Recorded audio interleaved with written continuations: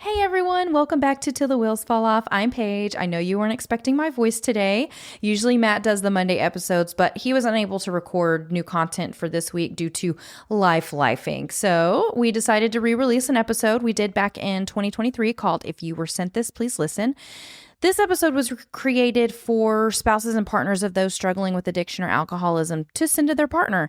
This was before Matt had his own Monday episodes, and we had many people ask us to create an episode that would speak directly to their loved one, so we created this one. It's one of our most shared episodes, and we wanted to bring it back as a refresher. So I know that we've been releasing older episodes a lot lately. We will get back to creating new content as soon as we can. This is the busiest season for us, and we have boundaries, and they're necessary right now. But we truly appreciate your understanding while we go through this. We still want to bring content to you. We still want to be there for you. So we're doing the best we can with the situation we have. So in this episode, we talk about why sobriety feels terrifying, why early recovery is hard, why you can't really fix this alone, and why doing this for someone else never lasts. We also talk about accountability, fatherhood, legacy, and the version of yourself that others can see even when you can't. Just like our other re-releases, you may hear moments where we say things that we may say differently these days, but our verbiage has evolved over the years, but the message remains the same. So before we get into the episode, we want to thank SoberLink for supporting this show. If you've ever felt stuck in the cycle of just trust me, followed by, lies or broken promises, you already know how exhausting that is. SoberLink is a professional alcohol monitoring system that provides real accountability and transparency in recovery. For many couples, it removes the guessing, reduces anxiety, and helps rebuild a sense of safety, which is extremely important in any relationship. It replaces arguments with information. You can get started today for $19 a month. You still have monthly plan costs, but since you listen to the show, SoberLink will send you a $100 gift card, and you can use that towards the purchase of anything. So if accountability is part of your situation right now, check out soberlink.com/wheels. While you're online, check out twfo.com. We have some amazing recovery rocks that have our logo and they say, "Thank you for being my rock," for the person who has stayed by your side during some really challenging times. Those in recovery get chips and parades and parties while the spouse or partner is sometimes forgotten. The Recovery Rock is a special way to show them you see them and you acknowledge what they've been through while sticking by your side. So you want to support the show? Head on over to buymeacoffee.com/TWFO.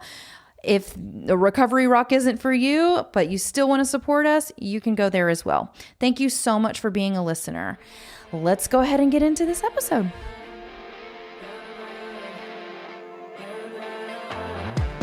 Welcome back to another episode of Till the Wheels Fall Off. I'm Matt. I'm Paige. And I know these episodes are supposed to be evergreen, which means that at any point you can click on any episode, even if it's years old, and it's supposed to fit right in your life without you knowing like what time of year it was or anything. Yeah. But just shout out, it's the first day of October, Woo-woo. and we are pumped. First day of Halloween. Halloween season's a big deal for us. It was the first holiday we got to celebrate together when we first moved in. Yeah. And it's just become our thing ever since. Yeah. So this morning, our son got me up early. He's like, we're going to the storage unit and we're getting the decorations and we're dragging them out. So I've been doing that, and it's been a joy. It's been awesome. Yeah. Pumped. You've got some Halloween gear on. Yes. As do I, actually. Yeah, I know, but it's like 93 degrees outside and we're wearing long sleeve We keep the house cold stuff. We do. to fight against what's going on outside. Oh, I need this Beauty. weather to change. It's awful. But anyway, so shout out that. I just wanted to start with that. This episode's a bit different, and I know that I say that probably every time, but it actually is, because this episode isn't meant for you if you typically listen. Yeah. We're making a shift. A little bit, yeah. So I get asked a lot to create content that spouses and partners can share with their addicted partner. Uh-huh. And it's tough because people who are addicted by their very nature are extremely sensitive to criticism, and it's hard to walk that line between preaching and motivating somebody. You do a really good job at that. I do my best here, so stick with me. But you're going to see me at some point. Like maybe you've been sent a video. It's like, oh, it's this effing guy again, or it's this girl again. Like, oh, it's these people. You're going to And the fact that she sent it to you means that she's been looking into this and you don't want to hear it. And I totally get that. And you're going to assume a million things about me and tune it out. And like, I probably would have too. Yeah. At some point in my life, I would have gotten this and been like, oh yeah, I listened. That was cool. And just thumbs up and send it back, whatever. Dang. But Thanks, I'm pretty self-aware. I know how I appear to people, but I want you to know a couple things. Like, I am not some bubbly Instagram wannabe model bro. I'm not some motivational preacher speaker that read a couple of books and went to some classes and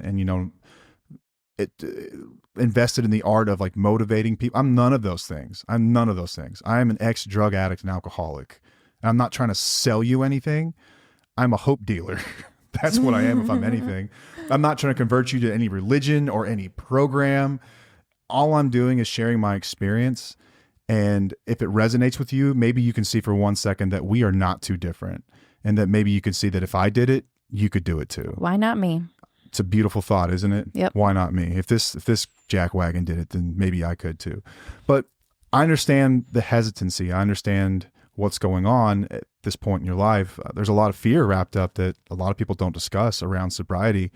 Like, when you were telling me like you need to quit drinking, I'm looking at that as control, first of all. But then in the back of my mind, what I'm not sharing with you is like, man, life would suck if I couldn't drink. It would be awful. I would be bored out of my freaking mind. Like, I never told you to stop drinking. Well, you know what I mean. Like, if there were ever arguments around my drinking, I could see where that was headed. Okay. It was always, like in the back of my mind, I thought life was going to be boring as hell. I'd never laugh again. I'd never hang out with my friends again. I'd never be able to go to see a live concert. I'd never be able to golf or fish. I'd never be able to watch a football or baseball game ever again. Vacations would be hell on earth. Sex would be boring. You name it. Like, I had every fear wrapped up around it because alcohol to me was the conduit to good times. Right. Like, it was at the very least, a good time had to include a buzz, or I wasn't having a good time. And I also figured that I'd probably be bitter forever because they can, I can't, that sucks. Life is awful. I thought that was going to be going on. I thought that I would be, oh yeah. And I thought that I would be incredibly awkward. And that I would also sort of carry around like this failure within me, like, and never be comfortable not drinking because it would mean that I was a failure as a man. Wow. So there's a lot of insecurities wrapped up in it that I didn't ever talk about with anybody. But those things, all the fears I just mentioned, could not be further from the truth. I have more joy in my life today, more passion than I've ever had, more intimacy and closeness in my relationships than I have ever had. And I'm not going to lie to you, it wasn't like this right away. Those first 90 days were actually hell on earth. And that first year was incredibly difficult. Yeah. It's really, really, really tough. There's a lot of things changing within you as you stop taking the substance and your brain is healing and your emotions are just all over the place. The relationships are not the greatest. So there's going to be some tension, some things that someone maybe wants to discuss about what's happened and you're just not ready for it. And I totally get it. I understand. But on the other side of that is beauty like you've never known. And it's unlikely that I'm going to say anything today that's going to make you go, oh my God, I've never looked at it that way before, because generally we're not dumb people. And right. when I'm talking about people that abuse substances in some way, we're not dumb people.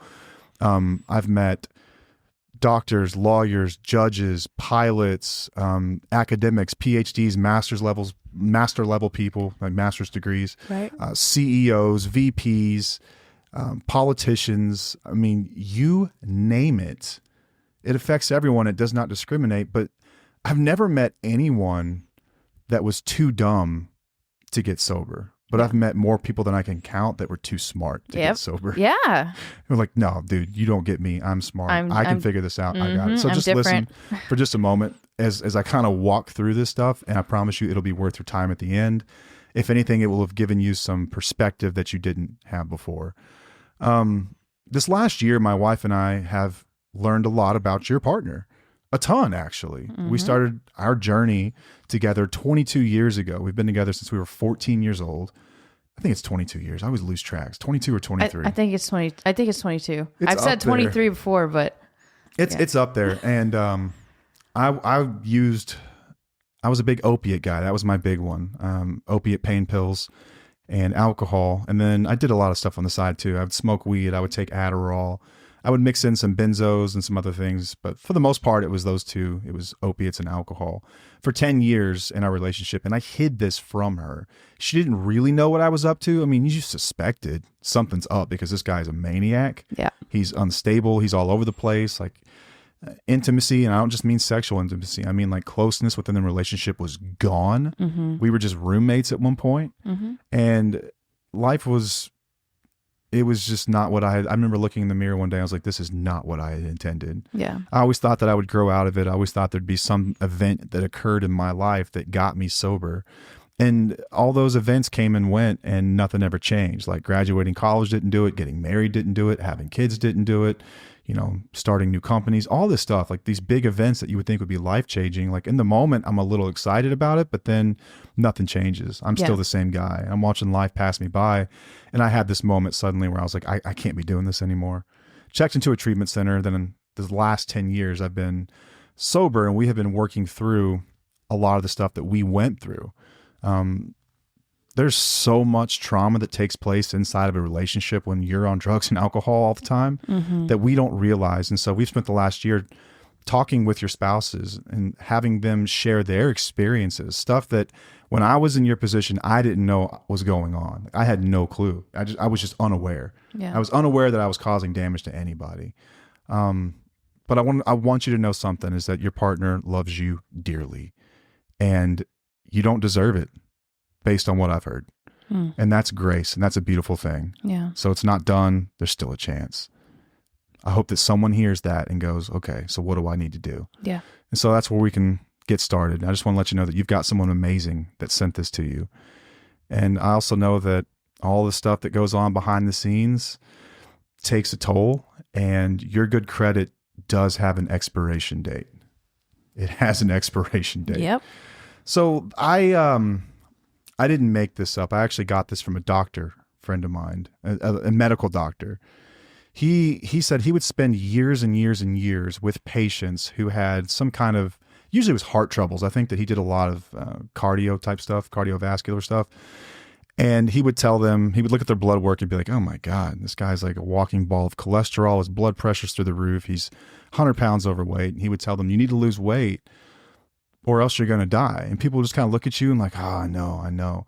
And then they would come back in the ER, you know, with a heart attack 6 months later. And he's like, why don't they listen? Like I told them this would happen. Like, why aren't they listening? So then he did something a little bit different. He appealed to people's human side, the emotional side, and started to get better results out of his patients. I've done the same thing. And this is what I'm going to do here. So 75% of people with a substance abuse disorder are men. Mm-hmm. That's just statistically speaking. So chances are most of the people that were sent this are men, but this goes both ways. This goes for women as well. There are a lot of same-sex partners that deal with this. It's all over the place, right? So, but I'm going to be speaking to men, primarily because that's typically what I normally do when I work with people in recovery. Is I'm working with men one-on-one. And that's your experience too. Yeah, this has been my experience, so I can only speak to that. Right. Right. So I'm going to appeal to that. For men with daughters, listen up. I want you to know that in the not too distant future, there's going to be another man walking your daughter down the aisle to give her away to her husband. And let that resonate for just a second. There's going to be another man, not you, walking that beautiful girl down the aisle. And he's going to turn her over to her husband. She's going to turn around and give him a kiss. She's going to smile and thank him because you won't be there. Either you didn't make it out alive or you burned the bridge so bad that you're not welcome at that ceremony. I have seen this play out more times than I can count. And I've got a little girl. And when she was born, I was never more grateful because I had the opportunity to show her what a man should be. I thought that my daughter was going to get me sober. Yeah.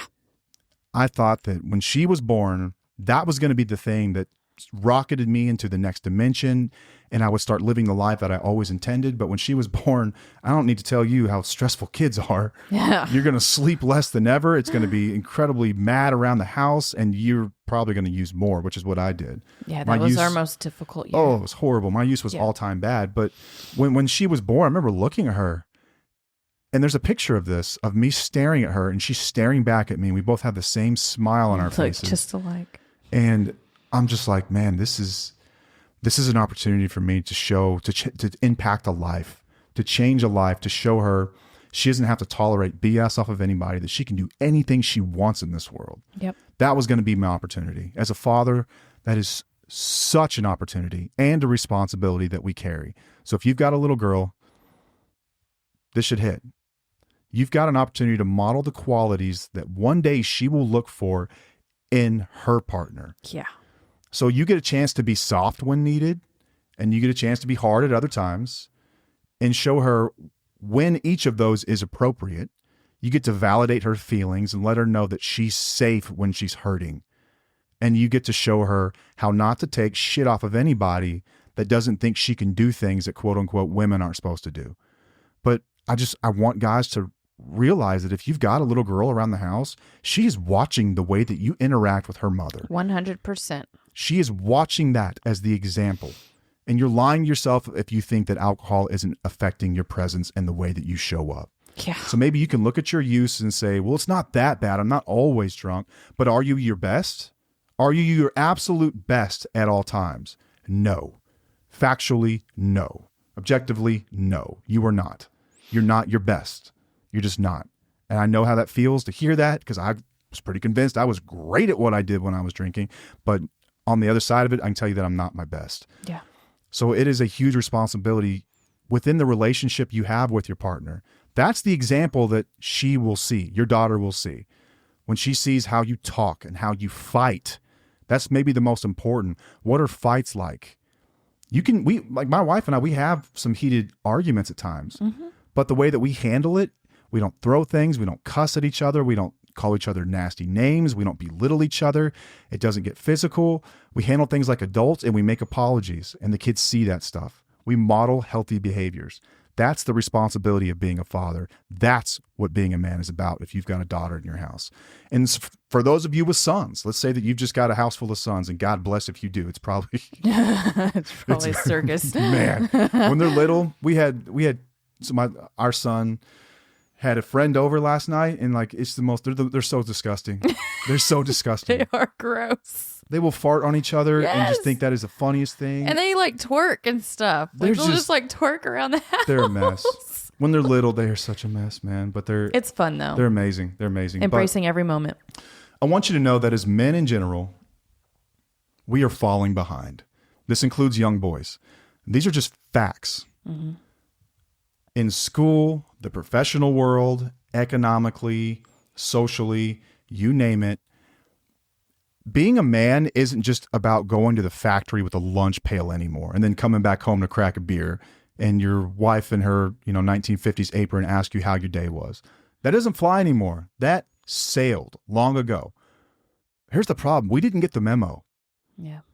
So we've got to be more well-rounded as men. Masculinity in the face of it has changed, but many men have not. Mm-hmm. We weren't told we had to. All we've ever been told was it's your job to go to work and provide. Yeah.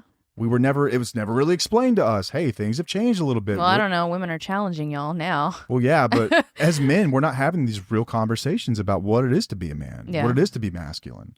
We think it's, be intimidating, be mean, and go to work. That's, I don't know, isn't that kind of sums up the definition of like what a male has been? Yeah.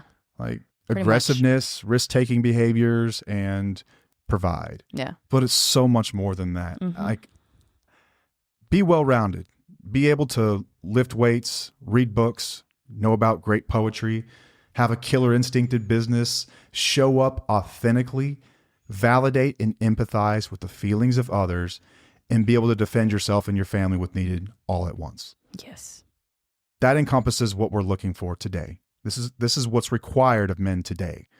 So if no one told you, I'm telling you now. But if you're a one-dimensional male raising a one-dimensional male, then we're all in trouble. Yeah. The definition of masculinity is changing, and we have to keep up. And just like you are the role model to your daughter, to what her future husband will be, you are your son's role model. I'm sure that you've got a few highlight moments where you're playing catch in the backyard, like we all do. But what about an average day or night?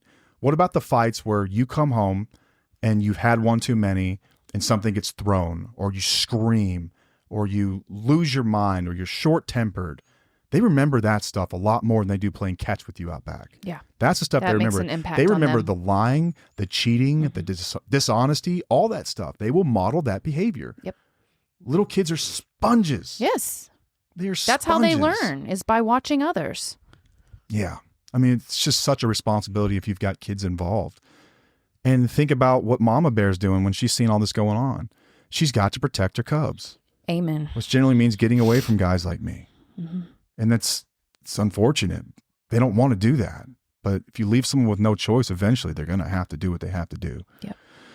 So maybe you don't have kids. Maybe you're just starting your lives together. I'm telling you, you have an amazing person in your life, and you're letting a liquid get in between you and the greatest thing that could ever happen to you. When you put it in those terms, it's just a liquid. It's a liquid in a bottle. Yeah. And somehow that gets in the way of everything that we dream.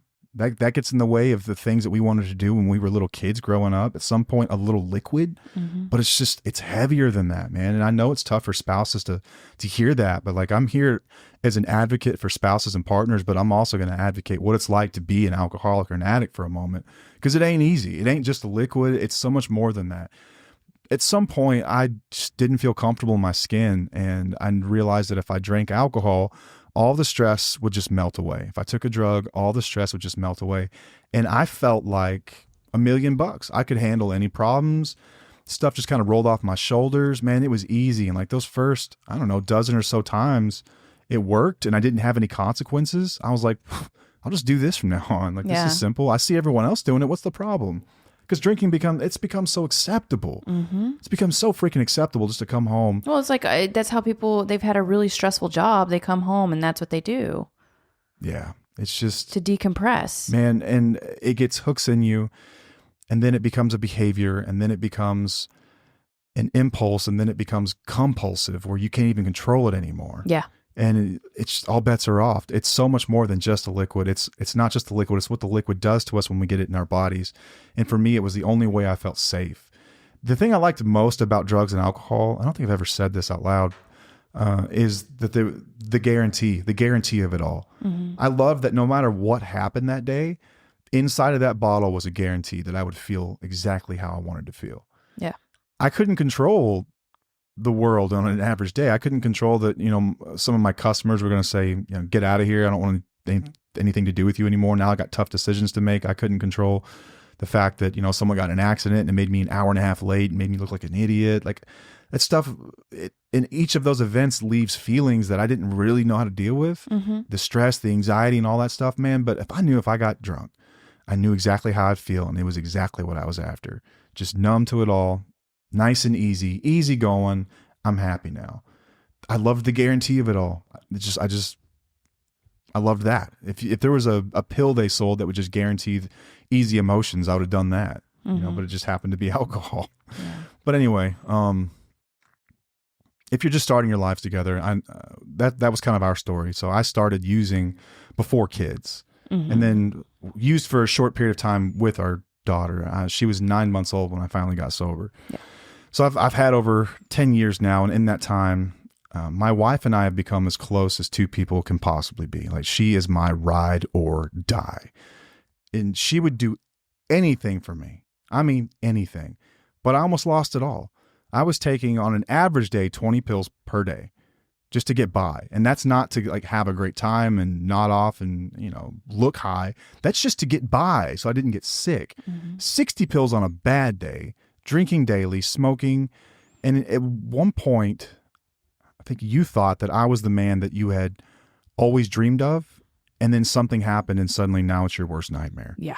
Like, I was lying to you. I convinced you that you were crazy in arguments and that you were the one with the problem. Yeah. I talked down to you. I made you feel like you were 2 inches tall. And like, for what? What was all that for? To defend my fragile ego was at stake. That's what it was.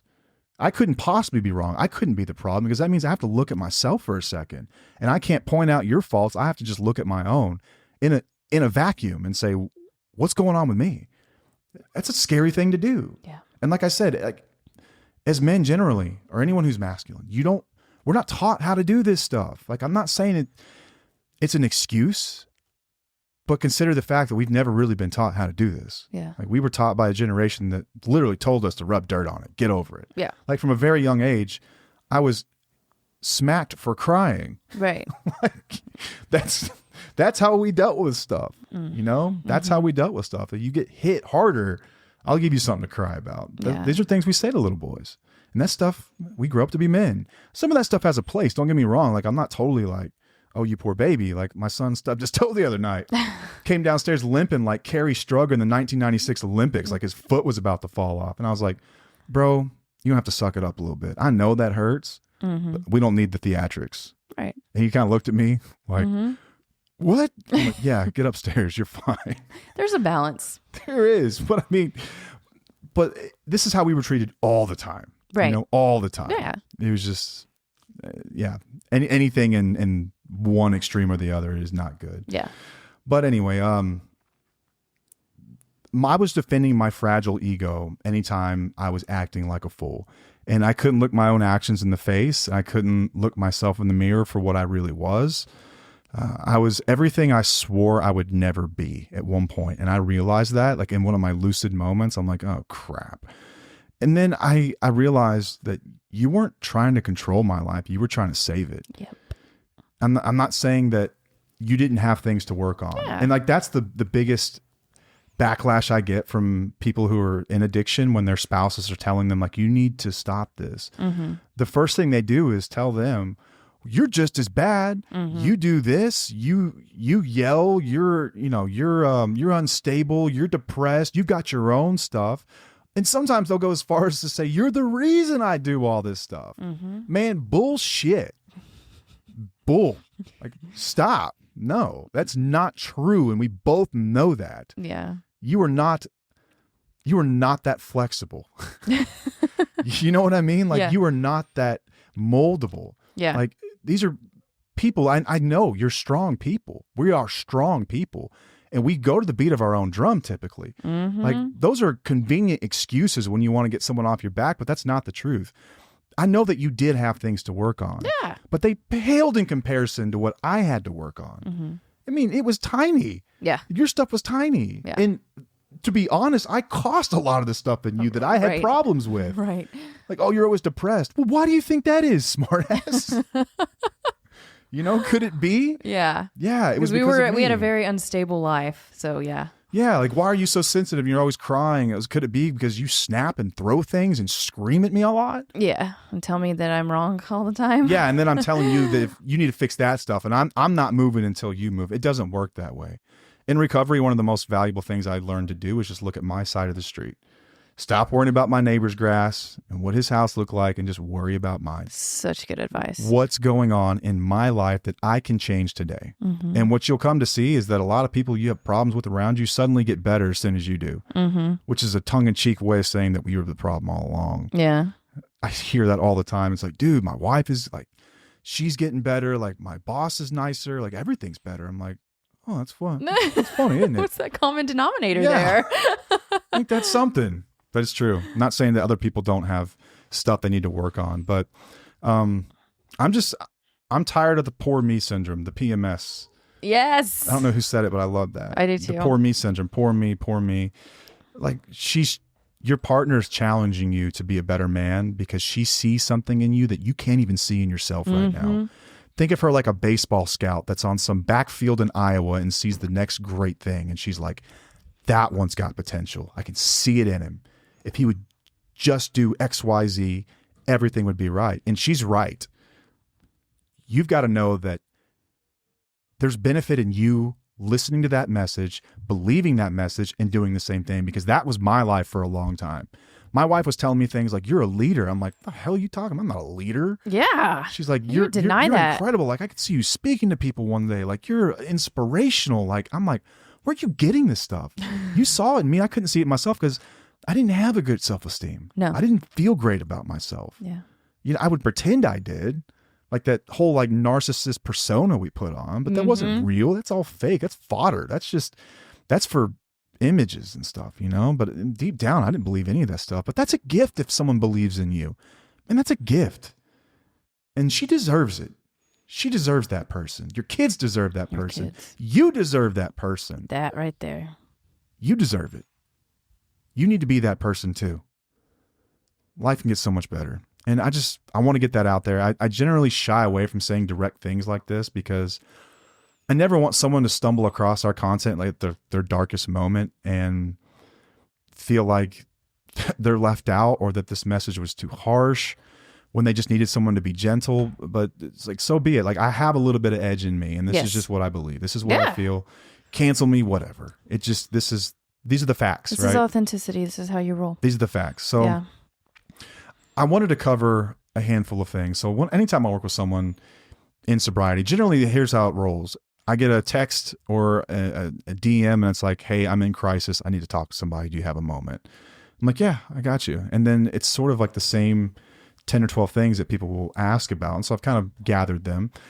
A lot of times I have to make a case for sobriety, which is kind of crazy, but think of it in business, we call these cost benefit analysis.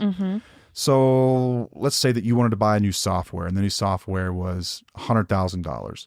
This new software over the course of 3 years would increase your productivity and you would make an extra $300,000. Minus the cost of the software, you net $200,000. Yeah. It's a good decision. Right. That's the cost benefit analysis. The cost is worth the benefit. When it comes to alcohol, I have yet to see someone present to me a cost benefit analysis that explains why people stick to this. Wow. It doesn't make any sense. Right. So what does it actually provide you? Like, think about it for a moment. What is it actually providing you? And let's run a cost benefit analysis on it for a moment. What's the cost? What's it going to cost? What are you buying? Family problems? Sometimes you give up your freedom. DWIs, DUIs, domestic disputes where alcohol was involved, and suddenly you are on probation or you have lost freedoms. Yeah. That is a real cost that a lot of people deal with. Jobs, how many times have you not come to work, been fired, and you think it's your boss's fault, but alcohol was really at the bottom of it? Or where are you in your company right now compared to where you could be if you gave it 100%? Or what business did you not start because you just can't get right? Yeah. Think of that. That's a cost. All the missing potential, those things we talked about, the qualities that people see in you that you know are deep down there somewhere that you're just not getting after because it's easier to get drunk today. Yeah. That's a cost. How about hangovers? Oof. I am grateful that I have never had to experience a hangover in my late 30s, but I hear they're shit. I hear they're awful. hard. You know about that, Paige? Yes. My once a year ordeal. Man, it didn't look fun. It was enough for me to be like, like, nope. that's There's a reminder. that's a cost. Okay, that's a cost. Arrested development. Yeah. So when you start using heavily, you will stop experiencing emotions from the beginning to the end. For instance, let's say that you are sad. Your favorite team lost. I don't know. Maybe it's bigger than that. Maybe someone passed away in your family. You're sad. It's a big one. Rather than dealing with the pain, the grief, and processing the stuff, you drink and it goes away. Numbs you. You wake up the next morning and you're still sad because you haven't dealt with it. And what do? You drink. It's just like paying on a credit card. It's one day you got to pay that debt. Yep. You got to pay it off one day. And when you don't and you keep putting it off, get drunk, putting it off, you get what's called arrested development. Your development has been arrested. It has stopped. It has ceased. Yeah. When I got sober at 27, I was the same dude I was when I was like 17. Oh, yeah. Mentally and emotionally. Oh, for sure. I hadn't really gone through anything in those 10 years. I was just drinking. So I didn't know how to adult. I didn't know how to deal with anger or sadness or depression or any of these things. I had no clue. That's a cost. Divorce, another cost. Yep. Loss of custody of your kids, another cost. Financial consequences. All the great decisions we make when we're drinking or all the money that we spent on it. How many tens of thousands of dollars have been spent on booze so that you can just disappear? It's insane to think about. How about all the angst and drama that comes with it? Yeah. So why do people do this? Right? Aside from the fact that it's an addictive substance and it does hijack the mind, we're going to talk about what's really behind it. And this is my experience and the experience of people that I've worked with. It's just a cheat code to relax. That's what drugs and alcohol really are. At the end of the day, they're a cheat code to relax. It's the fastest way to get from I'm uncomfortable to I'm good. Yeah. It's boom, instant, right? Yeah. It's also a lazy solution for boredom. Yes. So it's a cure for boredom for many people. Yep. It's an instant cure for awkwardness. It's literally a crutch. And it's not the fun thing it used to be because that has long since passed. But we just described some of the massive costs versus the benefits. Now, here's another screwed up part, is that the great obsession of every abnormal drinker is to think that one day you can drink like other people. Yeah. It's to remember and romanticize those handful of times that you got it just right. And like, man, remember that time we had 2 glasses of wine and we watched the sunset and that was just perfect. At some point, you crossed an invisible line and there ain't no going back. Yeah. We're all born cucumbers. Drugs and alcohol turn us into pickles. Pickles can't go back to being cucumbers. Like, if you think you're going to try to control this deal, you're in for a long ride. Yeah. Like, I'm sure that people have learned and figured it out. I'm not going to say no one has. I've yet to see anyone do it, though. But I've seen more people I can count try. Yeah. And they end up right back where they started, were. just absolutely miserable with their ass kicked again, going, what just happened, man? Everything was good for a week and now it's not. But it's, yeah, we want to romanticize those 1 or 2 times that things were just great. It's like, that's what I'm after. That's gone, man. That's gone. That ship sailed. It's long since past that. Remember the costs? Look at the costs. So what are some of the benefits? Okay, we get rid of our crutch. How about just some of the health benefits? Your blood work. Blood work looks good all of a sudden. They're not saying, hey, what's up with your liver? Your filter is giving out on you, dude. Weight loss, you sleep better. Stress levels regulate. You deal with it normally. Your emotions regulate. You actually have increase in gray matter in your brain. You increase the amount of synapses and neural connections in your mind when you remove alcohol. Yeah. Like they say that addiction is a disease because it changes the function of the brain, which is true up until a certain point. Because people recovered, they can go back, they do a brain scan on you before you ever drink. They measure how much gray matter you have in your brain. Then you use for an extended period of time, years and years of addiction. Yeah. Those areas become inactive. They are dead. They are gone. So we look at that and we say, all right, well, what's the point? I'm just screwed. And you can damage it to the point where you can't regenerate, but the brain is amazing. Yeah. They've done studies on people who have been sober for over a year and found that the amount of gray matter in their brain has increased beyond even levels before they started. Sometimes in cases of tens of percentage points, like 10, 12, 15, 20%. That's so more. Cool. It's insane. Yeah. Like, you can teach yourself how to get through this. It's possible. It's possible. And then when you do that, all kinds of great things happen. Your relationships improve. Therefore, your stress is relieved even more. Your skin gets better. Yep. It's just, it's amazing. Yeah. It's absolutely amazing. Tons of benefits. Yeah. Like the health benefits and then the relationship benefits. Oh my God. Like, go back and listen to our episodes. There's plenty of them. Like we're by no means like a model for like, hey, just be like us. But I think we've got a pretty healthy freaking marriage. Yeah. Healthy relationships in general. I have intimacy in all of my relationships, close people. I don't have a lot of just little acquaintances because I don't have small talk stuff anymore. Like I want to know what's going on with people. I want to learn from them. I want to figure out how you fixed your problems and see how I can apply that to my life. Yep. I want to know what's going on with you. I want to peel back the onion. You know, I'll come back to that, the onion thing. Why? It's just, you'll see. It'll run full circle here. Okay. But like, what does it really entail, right? Because I think a lot of people think about sobriety and they're like, man, what's the point? Like, that sounds lame. Like, I don't want to do that. Let's throw aside everything you think you know about it and just talk about some of the things that occur when we are recovered, once we've gotten better. Okay. You're going to act your age to a degree. Yeah. Like, I will always be, I don't know. I think I do this more as just a personality thing. Like I've always kind of just like middle fingers to the establishment. Oh yeah. That's just part of you. But I've grown up to the point where I can act my age and then some. Yeah. Carry on conversations with people. I can handle situations that used to just throw me for a loop. I can talk to other people who are experiencing hardships and help them get through it. I've grown up and I've really gained a sense of accountability, which has been maybe the biggest game changer for a relationship. Your spouse is probably drawn to us, or your partner is drawn to us because I'm a guy that talks about the accountability necessary to work on a marriage after. The toughest part for someone, because the thing about accountability that's tricky is that asking someone to take accountability that's not ready is going to feel like an attack to them. Mm-hmm. They're going to think you're attacking them and like you're belittling them and you're talking down on them and you're shaming them and all that stuff. Like the piper has to get paid eventually.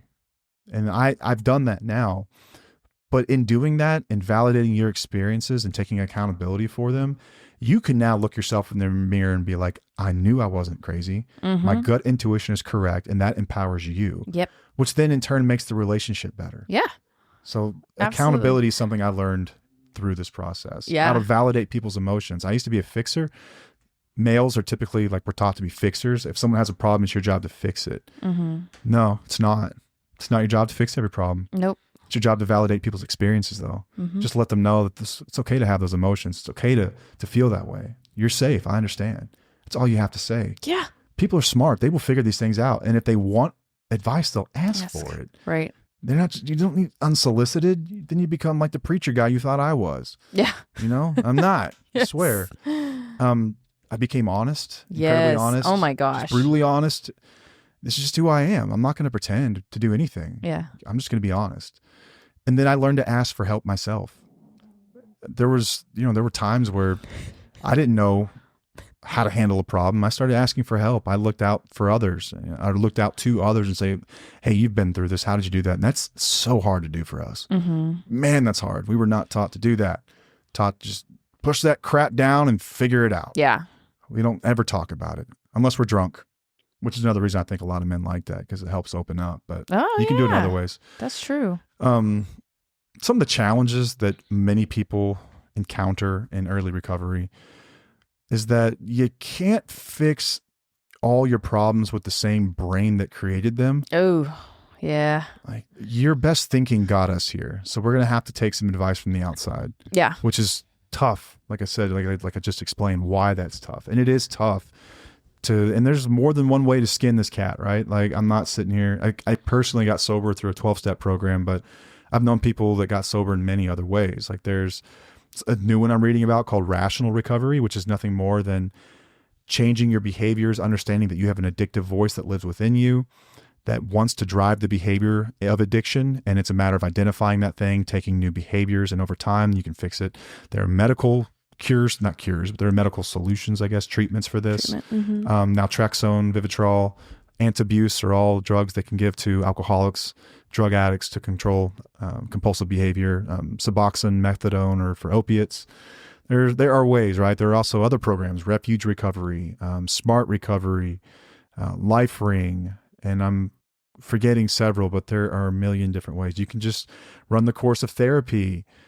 There are solutions. Yeah. They all involve asking for help, though, and they all right. ideas that come from the outside. Right, because there's a lot of people who will say, I can do this myself. I got this. Everyone says I got this. I can do this. But it rarely ever works out. You don't got this. And like you said, you can't fix a problem with the same problem or same brain that you had. You just right. you have to the ask information for help. is going to have to come from somewhere else. Your yes. best thinking got you here, and this is no different than a problem within a company. Let's say that your company's been running at a loss for 3 years straight, and you're like, oh, I'm just going to fix it. No, you're not. You're probably going to hire a consultant to come in and be like, hey, what do I need to do different? And you're going to listen. But when it comes to our personal lives, it's like, no, I would never do that. I would never. It's crazy though. Why not? Why not? There are solutions out there. There are people with great ideas. Like there are lots of smart ideas in books that you've never read. Yeah. Read them. Watch it. Take this in. Listen. There are wonderful ideas and ways to make changes on your terms, but just understand that if your goal is ultimately to be able to keep drinking, just learn how to do it like a gentleman. It's probably going to go poorly. Right. And you can come back to me and say I'm wrong, but I'm not. I've seen this fail more times than I can count. If you figured it out, you will be a billionaire because everyone will want to know how you did it. That's true. Another challenge is that like at some point the rubber's going to meet the road, and this gets really, really, really, really hard. Something will happen. You'll have a death in your family. You'll have you'll get fired from a job. Everything will fall apart. Life will happen. Life will happen, man. And in those moments, the first thing you will want to do is what you used to do, which is just get drunk. Yeah. I'm just going to encourage you to do something different. Talk to somebody and feel that stuff. It's okay.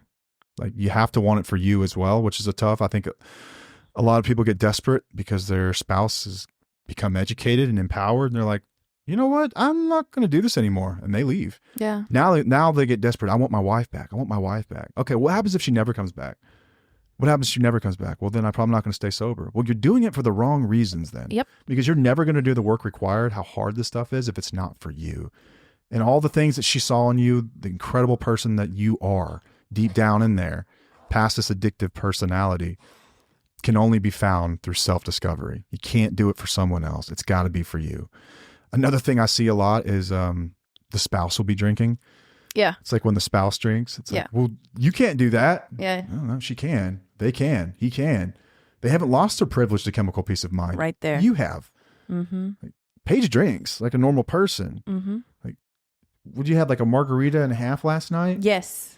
And I threw away half of the rest of it. which in my opinion is alcohol abuse. Yes. Anytime I spill out or I pour out any of my drinks or I leave them on the table, he's like, that's alcohol abuse. I'm like, what are you encouraging this for, you crazy It's a person? joke. Like, who leaves half a drink? I know, That's crazy. it's funny. It's But- crazy. but yeah, you're a normal person. you've never I've asked lost me. my privilege, and never at any point do I feel like I'm missing out anymore. Like, I see drunk people. I see you. You're out there spitting on people, talking 4 inches from their face, saying the same story 5 or 6 times, looking like a damn fool. Your posture's all bad, and you're just like Faces all red. looking like a sweaty. fool. I don't want to be that dude anymore. Not appealing to me Damn, babe. at all. I don't want any part of it. I very much enjoy the way I feel today. I wouldn't trade it for anything. But, you know, the benefits to all this, we've talked about some of them, but literally everything gets better. And that's tongue-in-cheek way of Gosh, saying so that true. when we get better, everything just gets better. But I participate in my life today. I gave up control of everyone and everything around me, and life got easier. I'm not saying like a bill comes in, I'm going to pay it, right? Not like that. Yeah. Not that extreme, but Yeah. if someone's acting a fool and it's nothing I've done to cause it, I just detach myself from it. I'm like, Yeah. I'm not getting involved in that. You can't afford the rent in my head, dude. I'm not giving you that. You're not getting that space in my mind. That came as a result of this, just giving up control. And I don't have fear of everything anymore. I have more time now than I've ever dreamed of. I take risks still, but they're calculated risks. Yeah. They're not just like stupid risks, you know? Yep. I ask for help. I have close friendships based on real stuff. And I think possibly the biggest thing is I'm useful to other people now, and I have purpose. Yeah. Beyond just bringing home a check like, hey, I paid the bills today. That's it. No, I'm a person today. I'm living my life. I'm living my best life. Mm-hmm. I'm living the life I was always intended to live. And the sky's the limit. It's going to get better than this. Mm-hmm. It can keep getting better. Like the other shoe doesn't have to fall. Yeah. And I've never sworn off of it forever. That's another big one that a lot of people will hear. And it's like, never again. I can never have another beer again. I don't even go that far. My little hamster brain can handle today. I know I'm not drinking today. So someone asked me this question one time. It's like, so you're really never going to drink again? I was like, I'm just not drinking today. Mm-hmm. They kind of looked at me and like raised an eyebrow. They're like, okay, touche. Just not drinking today, man. Yeah. I don't make promises or guarantees. None of that. But like, what's the worst that could happen if you decide to walk this path? Like, I will refund your misery personally. You can have it back. Mm-hmm. But the other option of it, you get better and everything gets better. And you deal with your problems a lot better than you did before. Yeah, man. And like, I know that behind it's You hot there? warm, man. Yeah. I shouldn't have worn a hoodie. Sorry. I know that behind addiction is often a lot of pain and a lot of trauma, and people don't just decide to get drunk just because they like the effect. Now, many do, but there are many others that have a ton of trauma. And I know that we were not taught how to handle this. If you're a man listening to this, we weren't taught how to handle trauma. We were taught to stuff it down and keep walking. Stay strong. Do one foot in front of the other. Pull yourself up by your bootstraps. Quit crying. Suck it up and go. That's what we were taught to do. Men don't cry. Men don't have problems. But once again, masculinity is changing. But we were not informed. That's the thing. It's like, it's as much as I want to say it's like it's not men's fault. Like in some ways, like I think that a lot of failures in relationships in general boil down to communication. Well, yeah, that's why, men don't validate women because y'all were taught not to validate emotions. Yeah. But doesn't mean it's not our responsibility to do it. Right. Just because I wasn't taught. Right. I have the responsibility still to do it. Yeah. I think that's a tough one that we battle with. It's like I'm in my 40s or 50s and I'm hearing this. I'm like, I'm supposed to change all of this all of a sudden? Not asking you to change everything all of a sudden. No. acknowledge it, and start to walk the path little by slow, one foot in front of the other, each day a little bit better. But the face of masculinity is changing. Yeah. And we haven't been kept up with. You know, we've been looking at how to advance women for a very long time, and that's a beautiful thing. And women have gotten much better, but we've gotten left out in a lot of this. And the trauma that underlies a lot of this stuff, it's okay. I have it too. I have tons of trauma from my past, and it's okay to say that I'm not okay. It doesn't make you less of a man or less of a woman to admit that you're in pain. It's not your fault that you're in pain. If you were a child and you've got childhood trauma, you didn't have a part in that. You didn't. Your only part of it is that you're in your 40s and you're choosing to be a victim rather than a survivor, and to learn to process this stuff and find some way for that to empower you. I'm not telling you need to just let this stuff slide either. It's to look at it and own it. Yeah. Look at it and own it. It's really tough, but it's not your fault, but it is your responsibility to deal with. Here's the screwed up part about trauma is that alcoholics who have been through trauma know how bad trauma can be. But you know what we do when we drink and use? We give it right back to everyone around us. It's like we pass it out like stocking stuffers, like scratch off lottery tickets at the holiday party. Here, you have one, you have some trauma. We just give that stuff away to everybody. So it's sad. And I don't know, it's depressing that the people who have it the worst give it right back to everyone around them, and it just spreads the cancer. Yeah. It just keeps going. It keeps going. But you can break the cycle. Break that cycle. Break it. It's tough to do, but you can do it. Yeah, it is. So again, like, my wife wasn't trying to control my life. She was actually trying to save it. Yours is probably doing the same thing. The nagging and all that. Just listen for a moment. Just listen. You're going to hear some hope in there. She's telling you what she sees in you, what she believes you can be. She's not asking you to up and do it today. But these are not huge requests most of the time. Yeah. It's like, could you just be sober and be home and like enjoy a movie with me? Could you just talk to me about my day? Could you ever wonder what's going on in my life? What about your kids? How about what's going on in your life? Tell me about how you feel. Participate in life. Yeah. They're not asking for a lot. Yeah. They're just not. I haven't seen that anyway. And in all fairness, maybe someone has crossed that line and they're asking for a lot. But I've just seen someone trying to save someone else's life, generally, is what we see. You know that you ever heard that saying, be the person that your dog thinks you are? Yes. Be the person your dog thinks you are. Oh my gosh. Like when we walk in the house, you could have just, you could have just like cut up a family of 4 and put them in barrels and dumped them to the bottom of the ocean. But when you walk in your front door, your dog is going to think you are the greatest human on the planet. I don't care what you've done. Be the person your wife thinks you are. Yeah. Be the person your dog thinks you are. That's great. Have you ever heard that before? It always cracked me up. Because it's true. I can be like, I can come in, the goofy dog will look at me and like, he's just perfect. Look at him. He's beautiful. He's wonderful. I'm like, I love you, little dog. That's why dogs are great, right? Gosh. They don't call us on our BS. Yeah. Spouses will. Yeah. We've got a theory on that too. For why some people have too many pets. Yeah. We'll keep that. You're getting off track now. Okay, I'm sorry. There's no shame in having a problem, right? But stay in your lane. Let's own our stuff. Stop worrying about how miserable everyone else needs to be just so that we can make progress. Like, I will only change if you agree to change too. Like, that's not how this works. Let's just look at our side of the street and figure out what we can change. Let's own that. And my hope is that someone hears this and they hear maybe one thing and they're like, okay, when he said that, I felt hope. That's all I'm hoping for here. I'm using hope too much, but that's the only word I can think of. It's a great word. It's important and it's vital and it's powerful because many people didn't know that this was an option. Yeah. You could be happy and sober. Are you kidding me? For real. Didn't know that was possible. I worked with a guy who told me that. He's like, wait, I could be happy and sober? Dude, yeah. Yeah, Totally. like way happier than you can ever He's imagine. like, well, if you can show me how to do that, I'm in. Because the bottom line is that if you don't find a sufficient substitute for the joy that drinking gave you, you're going to go back. So reinvent yourself. Yep. Reinvent yourself. You can do that today. A lot of times when we get sober, suddenly we have this midlife crisis and we're like, okay, I'm divorcing my wife. I'm moving to Canada. I'm going to start a PhD program from a guy with the high school education. I'm like, whoa, back up. Let's not make any massive changes, at least for a year. Yeah. Let's kind of learn how to walk again, and then we'll go there. But if you want to get fit, that's wonderful. Start eating healthier. That's good. Reading more books. Okay, cool. Maybe you start going to church or doing something for you. Okay. Chill on the big stuff though for just a moment. Run that by somebody before you up and have a midlife crisis. Right. So I hope that someone heard something from this. I hope that you've listened to this point this long and thought, okay, there's something to that. And this thing that my wife has found is probably not all BS. Because what we're doing at the end of the day, I hate to say this, we're educating and we're empowering and we're validating and we're helping your partner in their recovery, their own recovery journey. You will have yours if you choose, but they've chosen to have theirs. And that's why they come here and listen. Yep. That's why they come for the content, because they have their own.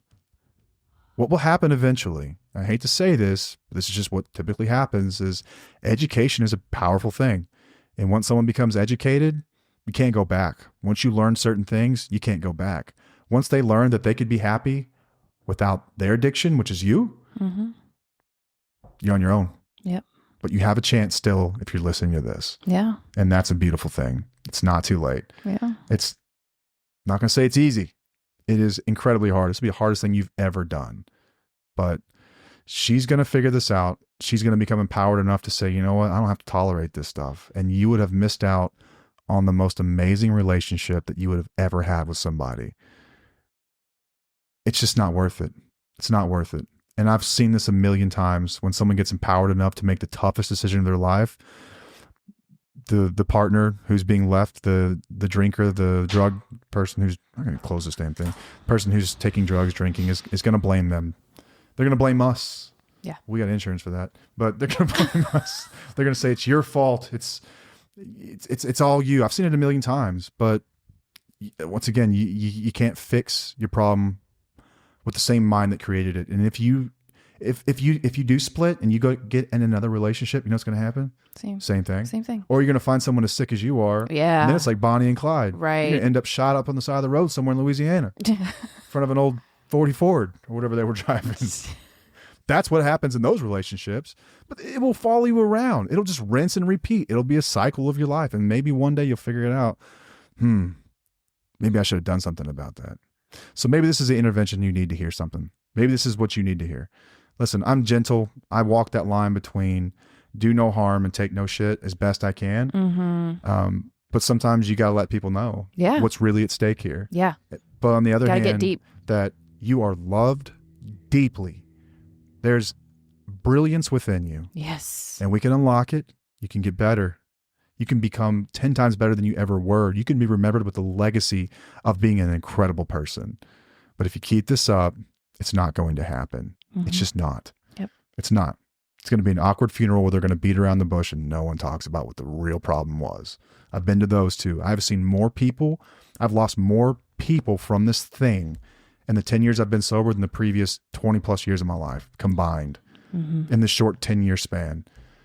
People with great potential, amazing people, loving, beautiful people who just wouldn't listen and heed the warnings and do anything it took.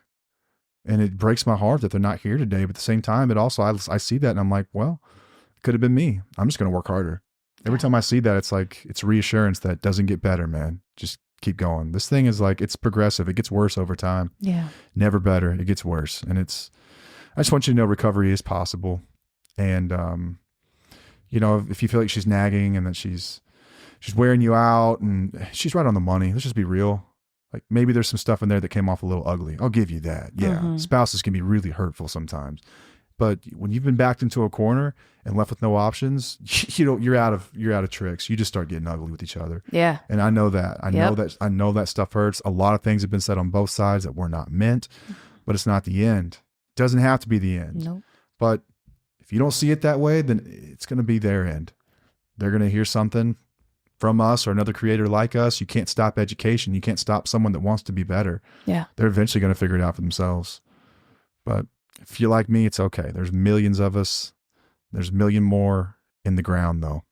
But you can recover or you can run that well-worn path straight into the dirt. Yeah. It's your call. I hope it was helpful. Yeah. That's all I've got, really. I think it's good. You think so? Yeah. Is there anything I didn't cover? No, you covered everything.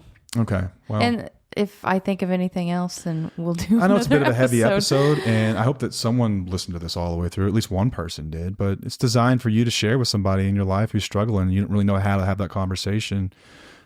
It's a tough conversation to have, and I get that question a lot. It's like, how do I bring this up? Like how serious this is? Because as soon as I do, they freak out on me. Yeah. And they get mad. It gets turned So around. I'm like, well, I can have it. They can't yell at me. Maybe I get a nasty email or something. That's fine. Whatever. That's okay. I'll delete it. But whatever. You can yell at me, but it's... You've got thick skin. Yeah, I don't care, man. You can yell at me. Yell at me. That's fine. You can yell at me. I don't care. But when it comes to these conversations, they're tough to have because it's really not a nice way to say that our life is falling apart and I feel like your drinking has something to do with it without you feeling a little bit shamed and a little bit victimized and bashed and battered. And I totally get that. But take a couple deep breaths and sit here with me and be like, yeah, okay, maybe I have. Maybe I have to some degree. That's fine. Yeah. And I've never met to this day, I have not met someone who's in a relationship with an active drinker or drug user who doesn't want to work some sort of collaborative recovery where they want to like, hey, I want to work on my stuff and I want you to work on your stuff too. Yeah. And when people do that, man, you can't separate those two. That is a force. That's a beautiful thing. That's what we've done. I've worked my recovery. You've worked yours. We work it together. Separately. And that's a beautiful thing. That's a powerful thing. Yeah. Some people get to that point, but the other side of this, the more common, is that someone's going to recover and the other one ain't. Yeah. And that's tough to watch. But hey, man, we're here to help spouses veer. Yes. Validate, empower, educate, work their own recovery journey. Yes. And that's what we are here to do. But I'm your friend. I'm not your enemy. You may think of this that way, but hey, man, I'm just educating people. Yeah. That's all. They Yeah. make their own decisions. I don't tell anyone what to do, but they can figure it out. They are not dummies. Mm-hmm. All right. Well, that's it for our first episode of fall. Pumped about the season coming up. Yes. Supposed to get our first cold front. Oh, It's I gonna can't be wait. like 82 degrees. And the low is going to be in the 50s. Oh, it's going to be great. Having coffee on the porch. Oh, it's going to be wonderful. Yep. Things we get to do now.